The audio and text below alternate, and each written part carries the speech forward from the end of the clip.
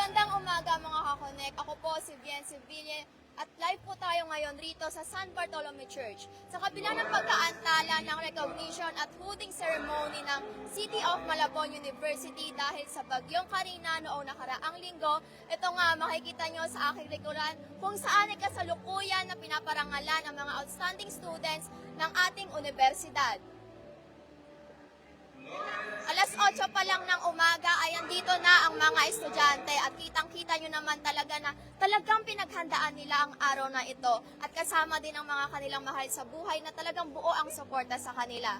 Ngayon naman ay makikita natin ang pagmarcha ng mga estudyante para sa pagtanggap ng mga kanilang mga natanggap na mga parangal.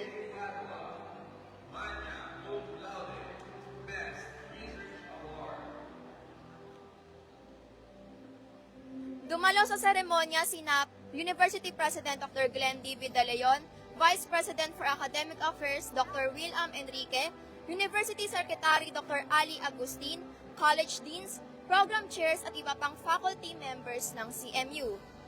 Dumalo din si Malabon City Administrator Dr. Alexander Rosete sa seremonya kasama si Malabon City Mayor Jeannie Sandoval.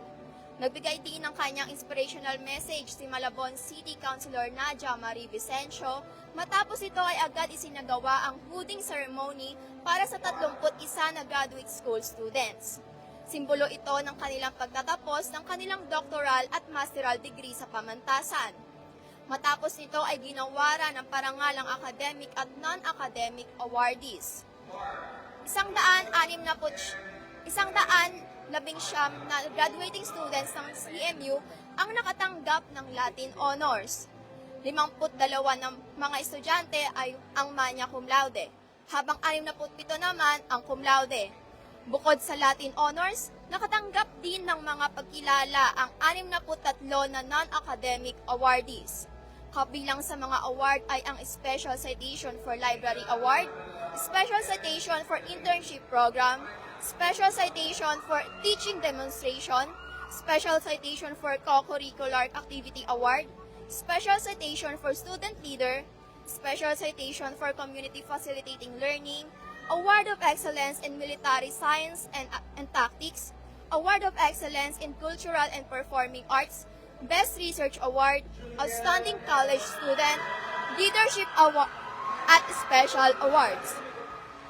Bago ang hooding at awarding ceremony, isang misa muna ang ginanap dito sa San Bartolome Church kaninang alas 8 ng umaga. Ito ay para ipagpasalamat at i-celebrate ang pagtatapos ng mga estudyante. Ngayon nga nakikita natin na todo ang suporta ng mga mag-aral ng mga nagsipagtapos sa mga estudyante.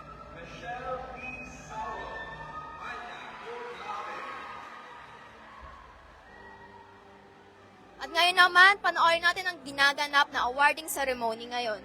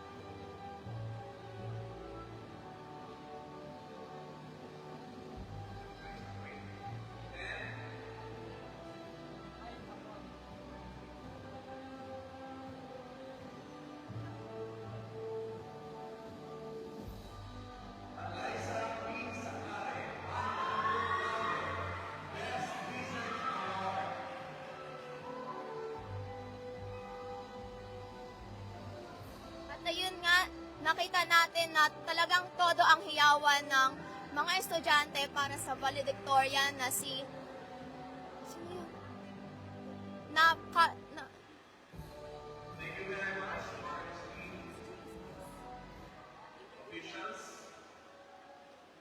At ayun nga, makakapanayam naman natin ang isa sa mga estudyante na nakatanggap ng parangal ngayon.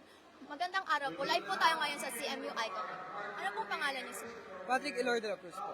So, Sir Patrick, ano po yung natanggap niyong award ngayon? Special citation for co-curricular activity and leadership award po. Ano naman po yung reaction niyo na nakatanggap po kayo ng award na to? Actually, very unexpected siya kasi it is one of the most prestigious and highest award for non-academics.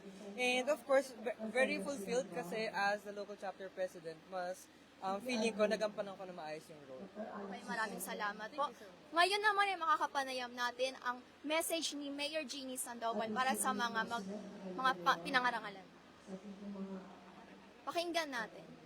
VPs, deans, sa lahat po ng mga estudyante nandito ngayong araw na ito, sa lahat po ng mga parents. Good morning, distinguished guests, esteemed faculty, proud parents, and most importantly, the exceptional students of the City of Malabon University. We are gathered here today to celebrate the recognition and hooding ceremonies of 2024. This special event honors both our top-performing students and our esteemed graduate students who have earned their hoods, marking their advanced achievements. Today, we gather to celebrate you, the cream of the crop of Malabon. Your hard work,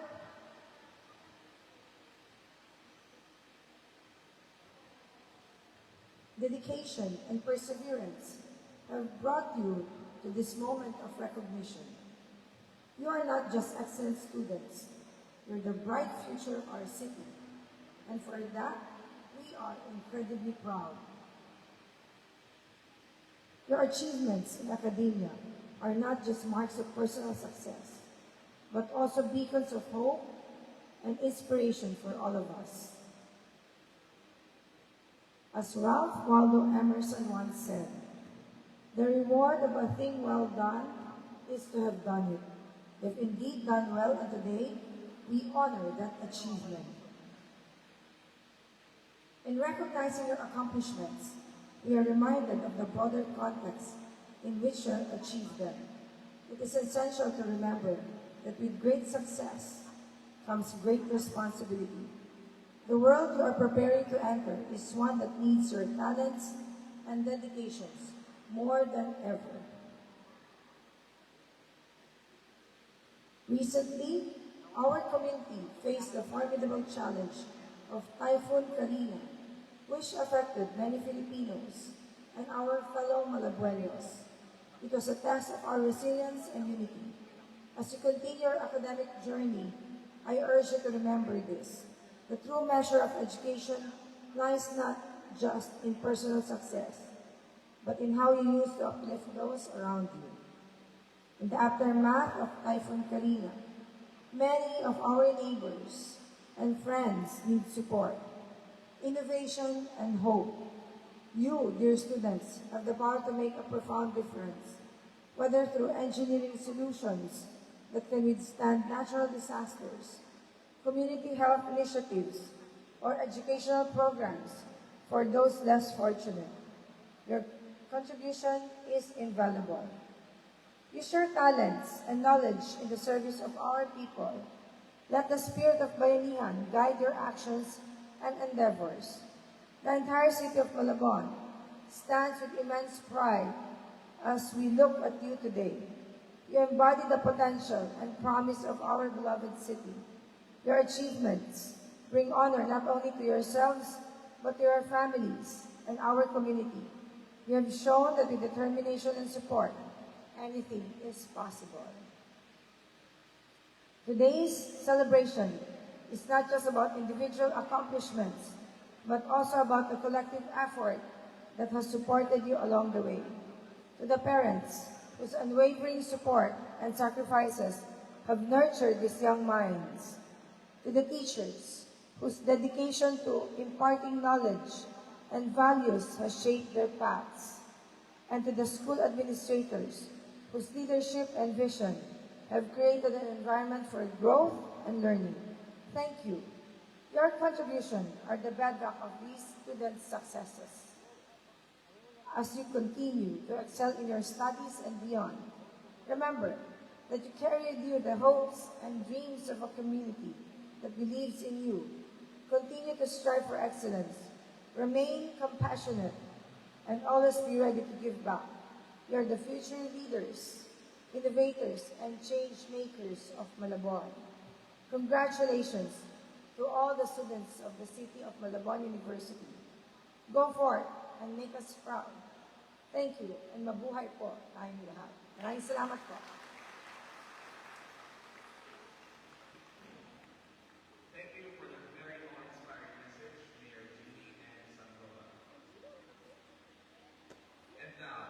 At ayun nga, napakinggan natin ang inspirational message ni Malabon City Mayor Jeannie Sandoval.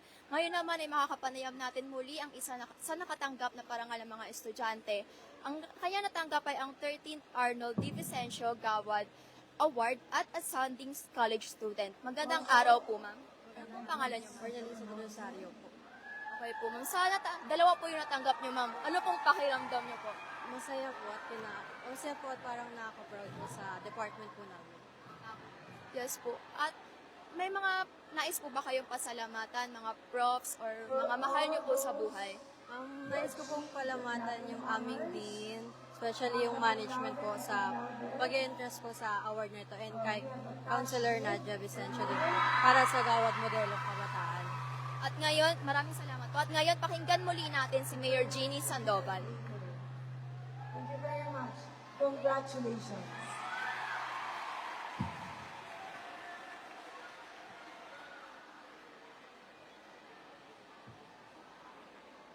At ayun nga, merong good news si Mayor Jeannie Sandoval pa sa ating mga estudyante at magbibigay siya ng cash assistance sa mga binigyan ng parangal ng mga estudyante ngayon. At ngayon, balikan natin ang in-interview natin na estudyante kanina. Hello po, ma'am. At doon po sa natanggap niyo po na award, ano po yung mga ginawa nyo para po matanggap po ninyo yung award po na ito? Siguro, naging officer po ako since I was first year college po sa City of Malabon University. And yung pag-maintain rin po ng grades po for this po, para po makagraduate po ako ng maayos. Maraming salamat po. Maraming salamat po. Ngayon naman po ay makakapanayam po natin ang valedictorian po ngayong academic year. At kanina nga po natunghayan po natin sila. At ito po magandang araw po, ma'am. Live po tayo ngayon sa CMU Icon. Good afternoon po. Ano po pangalan niyo? Ako po si Maria Joana Rivera po. Okay po. Ma'am Maria, ano po yung reaction ninyo nung nalaman niyo po na kayo po yung nag-iisang valedictorian po ng CMU? Super grateful po, tsaka overwhelming kasi hindi ko rin naman po siya ina-expect. Nakita nga po natin, nakasama niyo po yung tatay po ninyo. Pasok po kayo. Good morning po. Live po tayo sa CMU iConnect. Ano pong pakiramdam na yung anak niyo po yung naging valedictorian po ng ating pamantasan? Napakasaya ko kasi hindi ko akalain na magiging nakumlado yung anak ko. At pinilit ko rin makauwi para umabot sa graduation. So, ano po, any message po sa anak po ninyo na tutuko na po sa bagong direksyon ng kanyang buhay? Yun nga, bago na yung magiging mundo niya. Sana pagpatuloy niya at galingan niya pa pagka meron na siya trabaho. Pagbutihin niya yung pagkatrabaho. Para sa kanya na rin yun. Any message po for kay tatay? Ayun, thank you kasi pinilit mo rin umuwi kahit dati is hindi pa sure kung makakasama ka. And thank you din sa sacrifices kasi kung wala ka, wala rin naman ako. At ayun po si Ma'am Maria Joanna Rivera, ang ating valedictorian po ngayong academic year. At ngayon naman, panoorin natin ang pagpapatuloy ng pag-a-award sa non-academic awardees.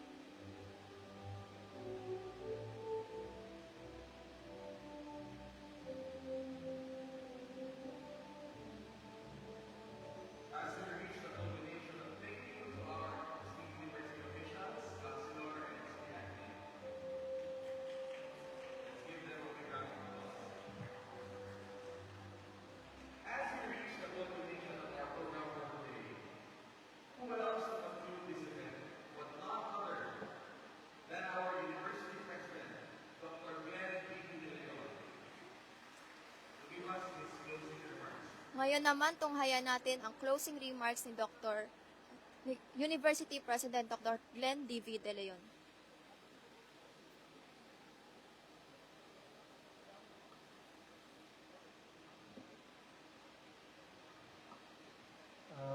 Good morning everyone, and congratulations to all the awardees. Tomorrow, our commencement exercises will be at the Malabon Sports Complex at 4 p.m. Be on time. To all the parents, to our guests, to the city officials, to the City of Malabon University officials, thank you very much for your participation. That's all.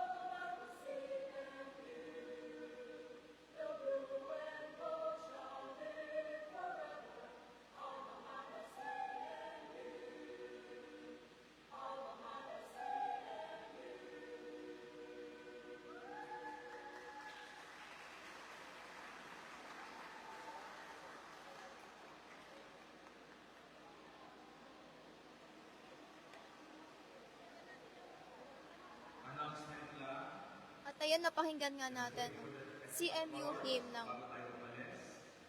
At ngayon, pakinggan muna natin ang ilang announcement ng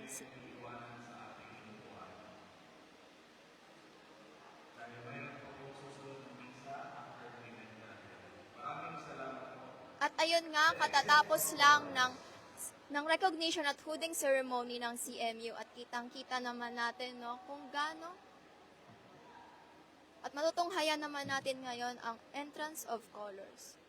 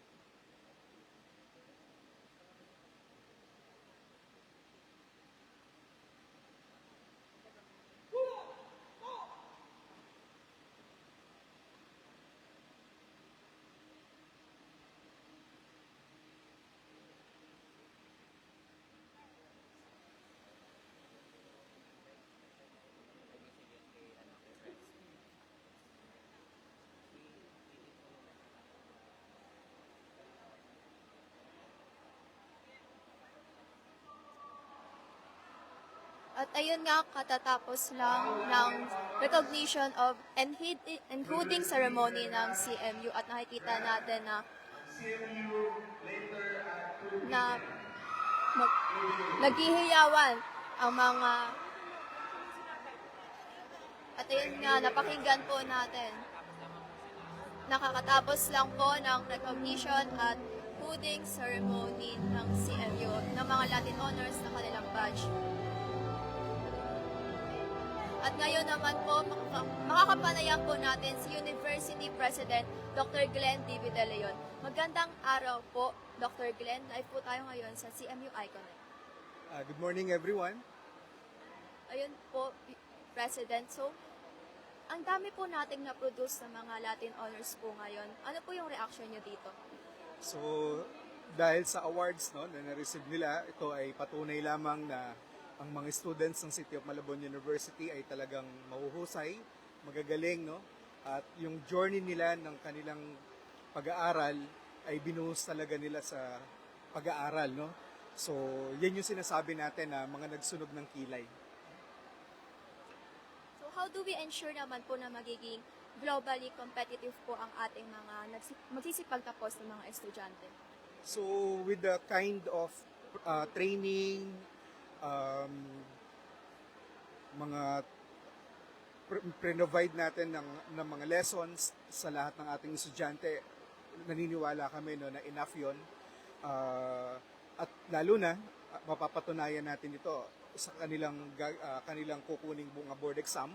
So kami naniniwala, for the past several examinations, medyo naging maganda yung performance ng City of Malabon University, and then we look forward that our students will even surpass the performance that we had in the past. So tayo, tiwalang-tiwala tayo sa mga estudyante natin na magagawa nila at makakamit nila yung gusto nila makamit sa kanilang buhay. So, President, any messages po para sa ating mga estudyante? So sa mga students, natapos yung inyong chapter sa City of Malabon University at bagong chapter na naman ang inyong journey dito, mas malalaking hamon yung inyong tatahakin, haharapin, at umaasa kami na kung ano man natutunan ninyo sa ating pamantasan ay gagawin ninyo, para magtagumpay kayong lahat sa inyong inaharap. Maraming salamat po. At iyon nga po, nakapanayam natin si University President Dr. Glenn D. De Leon. At ngayon naman po, makakapanayam po natin si Dr. Ruby Saludario, ang Directors for Students Affairs Office ng CMU. Magandang araw po, ma'am. Good morning. So ayun po, ma'am. Paano po ninyo ginabayan yung mga estudyante po natin na ngayon ng mga nagsipagtapos po at nakatanggap po sila ng parangal ng mga Latin Honors and mga non-academic awardees po? Actually, for the non-academic awardee, the committee of the Office of the Students Affairs, together with the collaboration of the college dean and official, we do the criteria para dun sa selection ng mga non-academic awardee. And then for the Latin Honor, of course, we have also the criteria. Most probably, nakalagay din yung sa student manual that the students must have at least 1.75, the general weighted average. At the same time, wala silang failing grade. So we have a criteria for academic and non-academic awardee. Okay po, ma'am. So, any messages po para sa ating mga estudyante? Okay, to all graduates of City of Malabon University, on behalf of the Office of the Students Affairs Office, congratulations to all graduates of batch 2024, and God bless sa kanila. Maraming salamat po. At ngayon naman, makakapanayam po natin ang Bachelor of Arts in Journalism 4A, ang mga ate at kuya namin dito sa CMU na nakatanggap ng special citation for their internship. Magandang araw po. Magandang araw. So, ano pong feeling na natanggap niyo po yung award na to ngayon? It was unexpected na mapapasama ako sa mabibigyan ng award kasi speechless ako. Actually, speechless ako kasi hindi ko talaga expected na makakuha ng award. So thank you so much sa CMU sa pagbibigay nyo ng award sa amin, sa pagtitiwala sa ipinamalas namin na pagbibigay ng ikaw naman. Ayun po, syempre po unang-una nagpapasalamat po kami sa City of Malabon University, kay Prof. Jen, at syempre sa mga Malabon TV din dahil hindi rin dahil sa kanila, hindi rin kami mabibigyan ng mga special award kagaya nitong pagkatanggap namin ng award. Thank you. Pwede niyo po ba ipakita naman po yung mga natanggap ninyong award? Pwede mo patingin naman po, ano po. Ano po meaning ng mga award na to para sa inyo? Ano po? Ano po meaning ng award na to para sa inyo? So, yung meaning, syempre, sobrang ganda kasi nare-recognize kami as an intern and as an OJT. So, yung award namin is Special Citation for Internship Program. So, we know naman, as a graduating student, we have OJT. So, pinalad kami kasi kami yung pioneer din na napuntahan naming media po. So, ayun po, isa recognition din na mas natuto kami sa larangan ng media and sa pagsusulat. Ayun po. Ngayon naman po, tanungin natin si Ate Abigail Malik, ang nag-iisang nakatanggap ng Latin Honors sa kanilang batch na BAJ4A. Magandang araw po. Ano po feeling na natanggap nyo po at kayo lang po yung nag-iisang cum laude sa badge po? Siyempre, very thankful po ako, especially kay Lord. And ito pong award na to is hindi lang po para sa akin, kundi para din po sa parents ko. At lahat po ng pagod at sleepless nights ko is naging worth it po lahat. At especially, I'll take this opportunity to express my deep sense of thank you sa City of Malabon University, sa CHED and sa UNIFAS, kung saan po binigyan kami ng libreng edukasyon at nakapagtapos kami sa kursong journalism. Meron po ba kayong isha-shoutout po or sa mga mahal nyo po sa buhay na nais nyo pong pasalamatan ngayon? Special shout out po sa family ko na naging inspirasyon ko para makamit yung tagumpay na to. Thank you. At ayan po muli ang ating, kaway naman po kayo, bati po kayo. Baka may mga ipapa-shoutout po kayo. Shoutout po. Shoutout sa mga magulang ko dyan, kahit hindi kayo makakatin sa graduation ko, mahal na mahal ko kayo. Thank you. Ayun, shout out sa Malabon TV kasi pagkatas ng internship namin, hiner na kami agad at nagpapasalamat kasi kami sa CMU kasi na-appreciate nila yung pag-i-intern namin sa Malabon TV. At saka syempre, magpapasalamat din kami kay Mayor dahil scholar kami sa City of Malabon University. Baka meron po kayo Sinashoutout ko po yung papa ko dyan na nagtatrabaho and sa mama ko sa langit na sana proud ka sa akin, sa boyfriend ko syempre. Thank you. Ako din. So, ayan po, nakapanayan po natin ang badge 4A. At ngayon naman po, makakapanayan po natin ang program chair ng Bachelor of Arts in Journalism, Professor Jenny Lintan. Ano pong maya advice ninyo po sa ating mga graduating students, ma'am? Okay, well, first of all, binabati ko sila. Marami daw sila nung nag-start sila nung first year. Ilan kayo? 34. Tapos graduate sila 12 na lang. So sila talaga yung nanatiling matatag until the end. Ang advice ko na lang sa inyo, aking mga graduating students, ito na yung totoong laban ng buhay. No? So hindi na tayo pwede magpa-petics, hindi na tayo pwede mag-comply sa mga pinapagawa sa atin ng ating mga superiors. And keep chasing your dreams. Yun lang, ha? Focus tayo sa goal. Yun ang mahalaga. Okay? At sana maging masaya kayo sa karerang tatahakin nyo in the future. Salamat! Maraming salamat po. At ayan po, may papa-shoutout pa po. Ay, shoutout ko lang po pala yung ate ko, nakalimutan ko. Te, ingat ka dyan sa ibang bansa. Ako rin shoutout ko yung tito ko, tsaka yung mama ko, tsaka yung mga kapatid ko, tsaka yung boyfriend ko na napaka-supportive sa akin. At tsaka si Ma'am Jen na nag-push sa award namin na to. Thank you po! Hello po sa family ko dyan, sa Malabon. Shoutout sa magulang ko, mahal na mahal ko kayo. Shoutout pala kay Derek Charles, wag mo pong kakalimutan yung pinangako mong swimming sa amin. Maraming salamat po. Shoutout po sa family ko po. I love you all. At ayun nga, napanayam natin ang batch ng BAJ 4A na nakatanggap ng parangal ngayon. At ayun,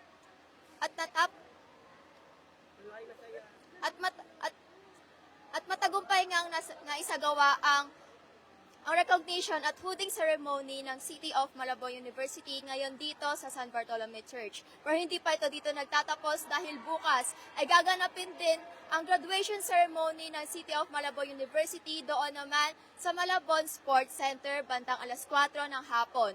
Inaasahan din na pupunta si Senator J.V. Ejercito para magbigay ng commencement address. Para sa CMU iConnect, ako po si Bien Seville, konektado para sa Kabataang Malabueño. Congrats po sa ating mga magsisipagtapos sa estudyante.